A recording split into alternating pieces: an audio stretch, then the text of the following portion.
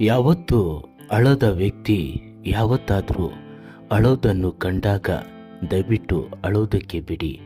ಯಾಕಂದರೆ ಆತ ಸಾಕಷ್ಟು ದಿನಗಳಿಂದ ತನ್ನ ನೋವನ್ನು ಯಾರಿಗೂ ಹೇಳಿಕೊಳ್ಳದೆ ತನ್ನೊಳಗೇನೆ ಬಚ್ಚಿಟ್ಟುಕೊಳ್ಳುತ್ತಾನೆ. ಯಾವಾಗ ಆ ನೋವು ತುಂಬ ಹೆಚ್ಚಾಗುತ್ತೋ ಆವಾಗ ಕಣ್ಣೀರು ಹಾಕುವ ಮೂಲಕ ಸ್ವಲ್ಪ ಹೃದಯದ ಭಾರ ಕಡಿಮೆ ಮಾಡಿಕೊಳ್ಳುತ್ತಾನೆ.